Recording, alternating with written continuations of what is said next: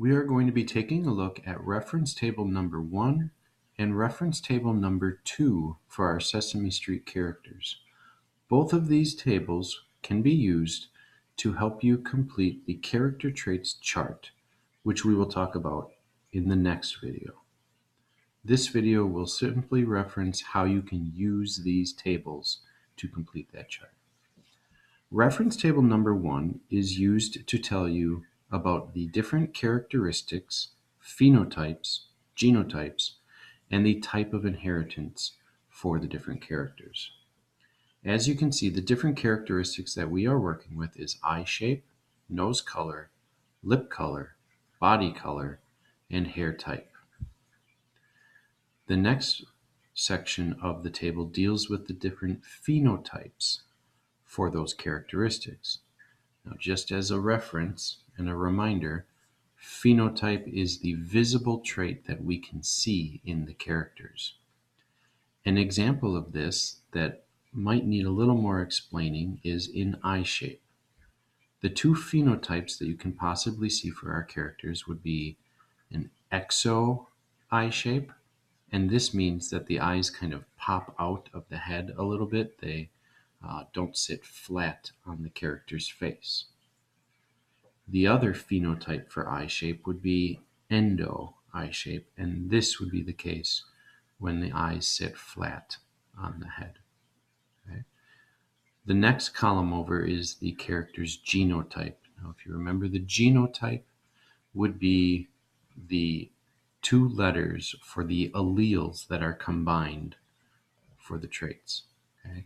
Now, in this case, you can see that the type of inheritance for eye shape is going to be that dominant recessive combination. And this is where we have the controlled dominance.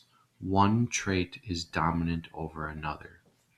Now, in this case, you can see that for the exo eye shape, where the eyes kind of pop out, this would be the dominant trait. Okay? You can see that from the capital E, and capital E, lowercase e. And then just to repeat that, the endo shape would then be the recessive trait. So when you have the two lowercase e's, you have the flat eyes. When we go down to nose color, you can also see, again, the different colors of the nose. One thing to point out for the phenotype is there is a possibility of either no nose, okay, so the character just doesn't have a nose, or they don't have a separate nose color. There are some times when the nose kind of blends in with the rest of the body. Okay? And this one, again, for the type of inheritance, is that dominant recessive. So it is a controlled dominant situation where one trait will be dominant over the other. Okay? Or you can have, again, like for the pink nose, you can have the capital P, so you have both dominant alleles. Now, changing things up, we have the lip color. Now, again, you can see the different colors of the lips there, or there is possibly no lip color, so the lips just kind of blend in with the rest of the body. This is an incomplete dominance situation. To remind you, incomplete dominance means that you can get a mixture of those colors. So, for instance, you could mix together one of the M's from the red or pink color with one of the P's from the purple color to get magenta, the MP combinations. That would make the incomplete dominance. Another example of incomplete dominance that we can have, so we can get a mixture of colors, would be for the character's body colors. As you can see, there are a variety of body colors that the characters can have, and then they list the different genotypes that those characters would have. And again, these genotypes could be mixed together. They have incomplete dominance. Okay? An example of that, you could take one of the red alleles with one of the yellow alleles, and if you mix that together, you combine the RY to make the orange phenotype. So again, this is incomplete dominance.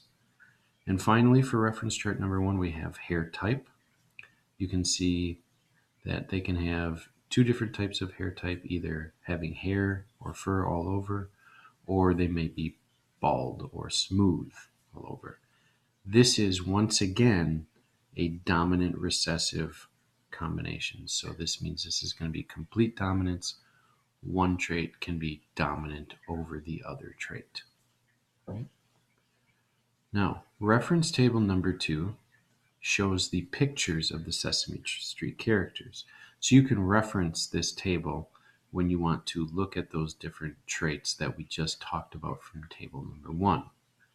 Now, I do want to point out that those of you that are using the hard copy version, your copy is obviously in black and white, so you have a couple options that you can do.